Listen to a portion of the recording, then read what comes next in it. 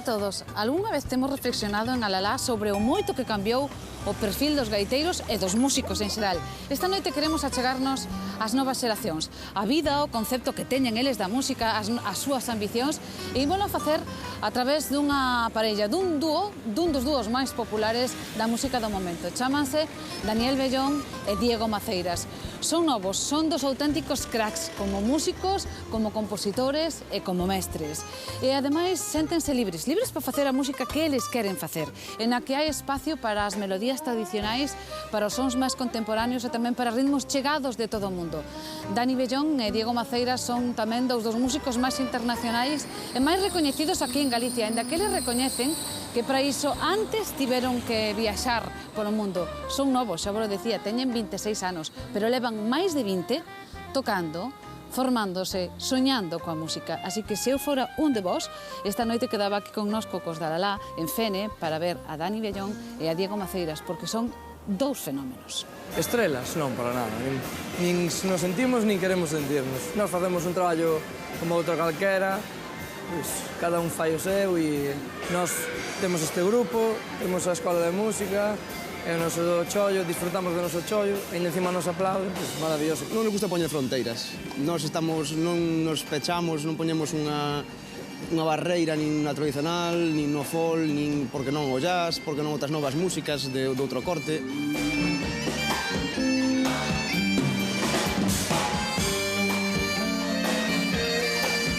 Dani Bellón e Diego Maceiras son novos aunque sobradamente preparados. Pertencen á xeración Antinini. Con 26 anos xa viaxaron por medio mundo. Teñen 2 discos no mercado, un a dúo e outro con quintento. Boas carreiras musicais. Dani, por exemplo, é o gaiteiro con máis títulos da historia de Galicia. Son emprendedores, teñen a súa propia academia de música en Fene e con todo isto pois son tranquilos, sencillos e tocan co propósito de divertirse e facernos sentir a música como eles a sinten, con ledicia e calidade.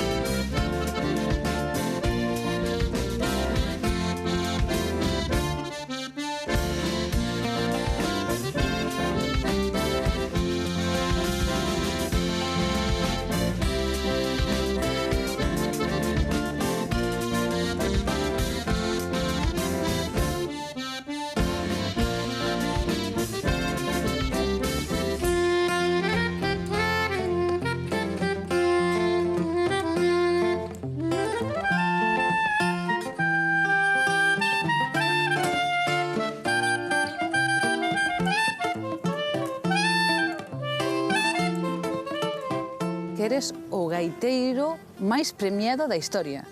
Bueno, si supoño que será axudado tamén a que hai máis concursos hoxe a ver, pero dito antes. así, con 26 anos, se falamos desto xa hai uns anos. Sí, xa hai que non vou, sí. Eu non sei, eso pesa. Bueno, axudou, a verdade que nos, pues, incluso a hora de tocar por aí axuda, non? Pero bueno, non quere decir que sexa mellor que ninguén, ni moito menos. Eu tiña metas, iba marcando metas. A primeira meta era ganar o Constantino Bellón, primeiro lugar porque era o concurso que toda a miña vida vin, o primeiro, sendo daqui, ademais. Gañáchelo 3 veces? 3 veces, e esa era a miña meta, dixen, cando gano 3 veces non volvo máis, porque... Ai, cando gañen 3 veces? Sí, no, é dicir, primeiro era ganar, eso era o primeiro, que por sorte con 16 anos tuve a sorte de ganalo, e a partir de aí dixen, bueno, pois, quen ganou máis veces? Pois Pepe Amonde 3 veces, por exemplo, eu tamén. Como Indurain, se gano algún seguido, vale máis. Entonces, cando chegou ese momento, parei. É verdade, tens que poñerte así esas pequenas metas, porque no mundo da música popular e así de concursos e tal, é que non tiñamos moita opción. Entonces, había que facelo. E máis un gaiteiro solista. Dende que era un neno, Dani gañou 35 premios como gaiteiro, intérprete e compositor. Ademais dos Constantino Bellón destacan 4 galardóns gaiteiros de Soutelo, pero quizá iso de máis repercusión foi o premio Macallan, que gañou no Festival Intercéltico de Lorient en Francia. Un galardón que nomea casi o mellor gaiteiro do mundo. Para que vos fagades unha idea, en Galicia gañarono, por exemplo, Edelmiro Fernández ou Carlos Núñez. Por que os gaiteiros tedes tanta paixón por ese trofeo? Por qué? Eso é un reto para o gaiteiro, tens que tocar música asturiana e música bretona, que foi o ano que ganei eu, o primeiro ano que había que tocar música bretona, pois eso xa te mete nun terreo que non é habitual. Entón, eso é moi atractivo, porque claro, é un reto, non? Especial, porque ten moita repercusión, ali a prensa ten un montón de... Bueno, pois digamos que lle tende moito. Ahora, especial nese ano para min tamén foi que ese ano tuve un accidente de coche con meu pai e fun sin ensaiar. Bueno, pois chegamos ali, foi todo tal e saleu de maravilla. Entón ese premio pois é moi especial. E o premio cale? A parte máis importante, que era unha botella, non porque sexa unha botella de whisky, pero senón que era o emblema. Espera que a temos por aquí. Temos aquí o compañeiro que nos va a enseñar a botella de whisky, detres vos, pois vaya, premio unha botella de whisky. Sí, unha botella que vale máis que o premio, casualmente. A ver, como é isto? Vale máis económicamente? Sí, vale máis económicamente, unha botella, non sei se 30 algo de anos de reserva, unha botella de Macallan, como se pode ver, está sin abrir, agardo para... Está selada aquí, Sí. Para que agardas? Para a miña boda, por exemplo, se algún día me caso, podo agardar, ou para unha ocasión especial, non se sabe que ocasión, Vas casar? A ver, esperemos que sí. Digo eu, algún día. Non sei cando, pero supoño que algunha vez sí. Tes moza? Sí, teño moza, sí. Entón, unha cousa empezar a ter un pouco máis de sentido. Pode ser para ese momento, eu coido que sí. Dani só podía formar parella musical con outro crack como el, Diego Maceiras. Ademais de facer carreira no Conservatorio do Oviedo, leva co acordeón en riba dende os 11 anos e formándose cos mellores acordeonistas de Galicia. Como os dous eran de Fene, son amigos dende pequenos, e aquí, na casa de Dani, son incontables as tardes que teñen pasado cumplindo dos vicios comuns, as gominolas e a música. Aquí foi onde empezamos a artellar temas tipo este. Como Diego Maceiras era o primeiro disco de gaita acordeón, puramente. Entonces, cando metimos saxo e temas estes, pois empezamos a facer o mundo ao revés, non? É dicir, tocar temas de gaita, algunhas cousas co saxo e temas onde nunca iría a gaita, por exemplo, un blues ou cousas destas, metela a gaita, ao revés, xusto ao revés. Fixemos eso, e era por aquí era onde artellábamos cousas dese estilo. Que queríades daquela? Queríades ter éxito? Queríades ter fama? Queríades gravar discos? Que queríades?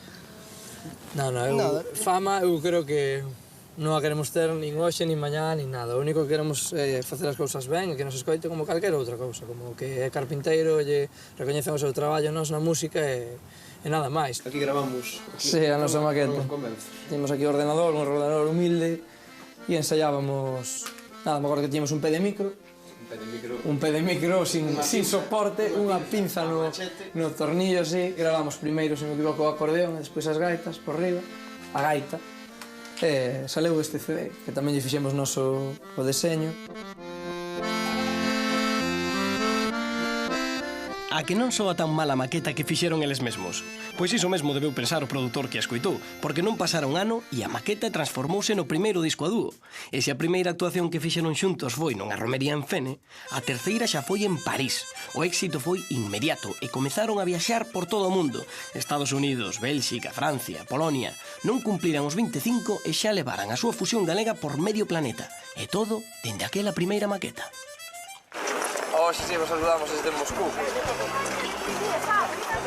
Unha das cousas que facemos en Diego Maceiras é viaxar. Tocando música con sabor galego, de logo. A gaita chega longe. Que aprendeu de todo